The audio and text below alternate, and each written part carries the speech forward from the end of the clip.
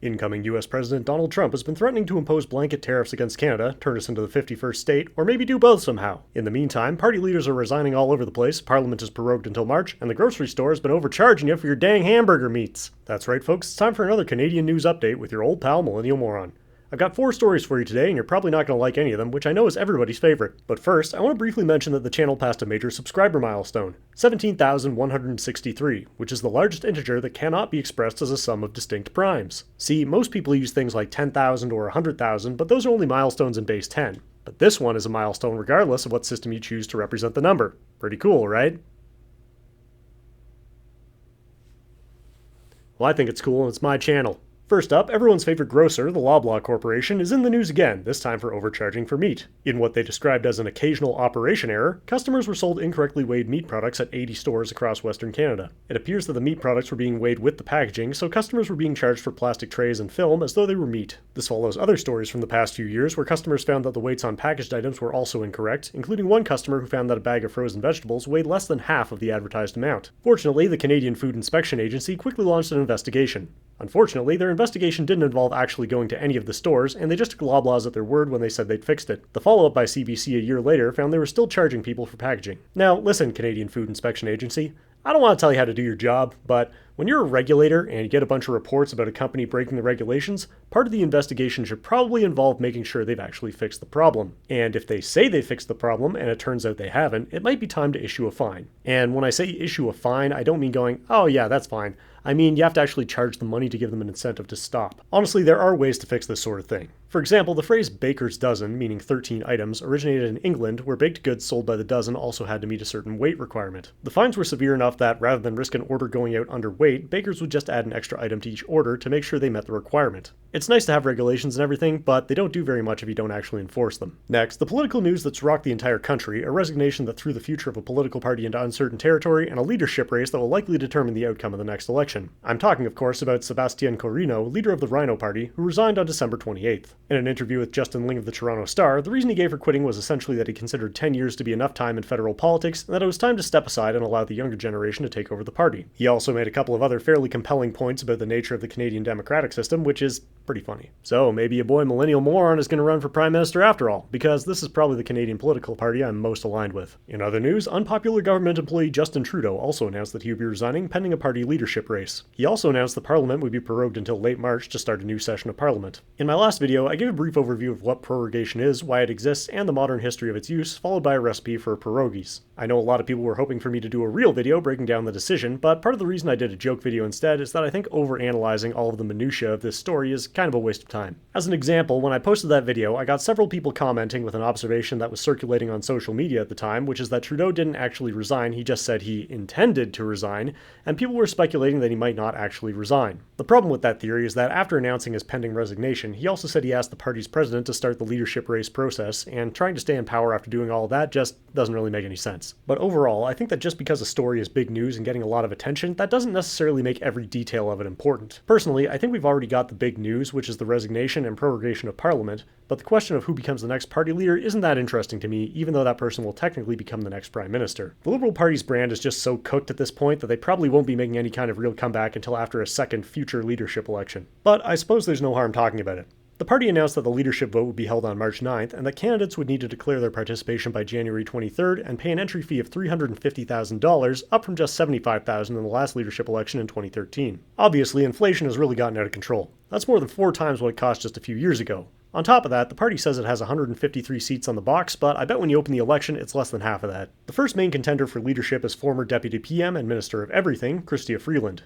You may remember that she recently resigned from cabinet 2 seconds before the fall economic statement, which showed a $60 billion deficit, and published a resignation letter trying to distance herself from Justin Trudeau, which is definitely not going to work. The other main contender is Mark Carney, who has previously been the governor of the Bank of Canada and the Bank of England. He announced his candidacy for party leader after a soft launch in the form of an extremely friendly softball interview with American comedian and political commentator Jon Stewart. Interestingly, both candidates have indicated that if elected, they plan to axe the carbon tax. We'll see if that strategy allows them to win the general federal election this year, but It won't. There's a couple of other people who have thrown their hat in the ring, like Liberal House Leader Karina Gould and very wealthy business guy Frank Bayliss, but realistically this is the Chrystia Freeland and Mark Carney show. So if I had to guess what's going to happen next, I'd say they'll have the leadership election, then Parliament will return in late March. Most likely there will be an immediate non-confidence vote, and we'll be heading to an election that will almost certainly be won by the Conservatives unless something major changes in the near future. Whoever ends up winning the Liberal leadership election and becoming Prime Minister for a day will join the illustrious ranks of people like Kim Campbell, Liz Truss, and William Henry Harrison. 25 years from now, your kids will be sitting with their friends at a pub trivia night trying to remember if it was Matt Carney or Mark Carnegie. Moving along to our final story, this is all happening in the aftermath of the US election, which is causing everyone in Canada to freak out big time. As you probably know, Donald Trump recently became the second 250-pound New Yorker who avoided military service through dubious means, then married a woman a quarter century younger than him to be elected to a second non-consecutive term as US president after Grover Cleveland. Trump has been saying for some time now that he's planning on imposing a blanket 25% tariff on goods from Canada. A lot of people asked me about this for my last Q&A video, and I didn't talk about it in that video because I forgot. But fortunately, he said a bunch of other crazy stuff in the meantime, so I can just cover it all at once. On top of the tariffs, he's also been talking about annexing Canada as a 51st state, as well as having the US take control of Greenland and the Panama Canal. This is something I've seen a huge amount of commentary about, and interestingly enough, one of the few level-headed responses I've seen came from Pierre Poilievre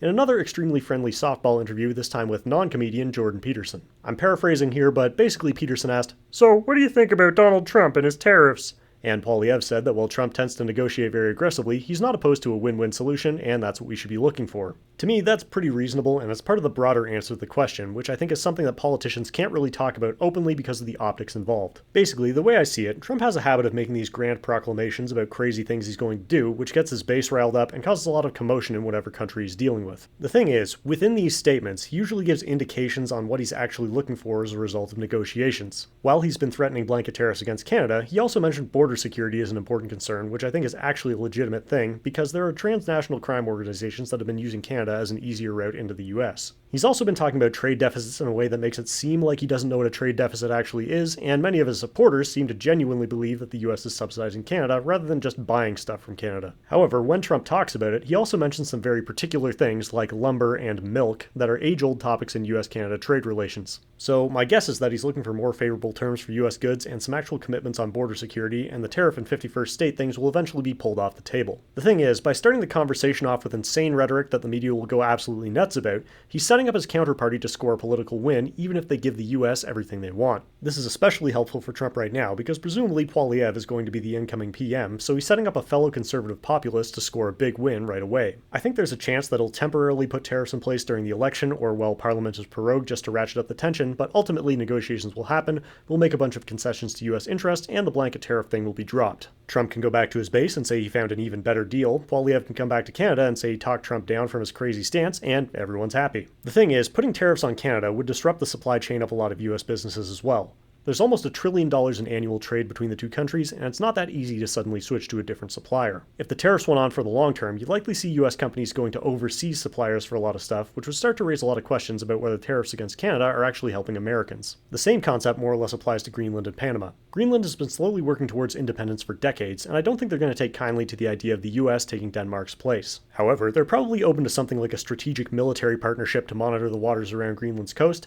and negotiations on US companies doing some mineral exploration there. Likewise, with Panama, the thing Trump has brought up several times is shipping rates. If they're willing to provide a favorable deal for US vessels, the talk of the canal being reclaimed by the US will probably evaporate. So basically, I think it's something we need to take seriously, but the conversation should be about the end point of negotiations instead of panicking over the most extreme scenario we can imagine. Just before we wrap up here, I do want to say something about those interviews with Jon Stewart and Jordan Peterson. Wherever you find yourself on the political spectrum, I think it's important to realize that both of those interviews, sucked. Generally, the response I saw on social media was that people who liked the person being interviewed said the interviews were fantastic, and people who didn't like the person being interviewed said it was bad, but often didn't actually watch the interview. They just saw a summary of it from some other political talking head that will feed them information that plays into their existing beliefs. The thing is, I think that to create a good interview with a politician, the interviewer needs to be, for lack of a better word, a little bit hostile. They should dig for more details or push back on questionable statements. When you give a politician nothing but easy questions with no follow-up, it's not really an interview, it's just a campaign speech disguised as an interview. It's really starting to feel like people on different sides of the political spectrum are living in separate worlds from one another. Instead of just having different opinions, we also now have different news sources and more or less completely separate sets of information, which is making it harder and harder to talk to each other about issues, especially when those news sources aren't challenging our politicians on anything they say. In the Mark Carney interview and the response afterward, people widely credit Carney with helping Canada avoid the impacts of the 2008 financial crisis. But he really had nothing to do do with banking regulations, and frankly, I would say we didn't actually avoid the effects of the financial crisis, we just used cheap debt and housing price inflation to push those effects into the future. Likewise, Poilievre was presented as someone who cares about nuts and bolts policy and budget issues, but when push comes to shove, he can never actually give any specifics.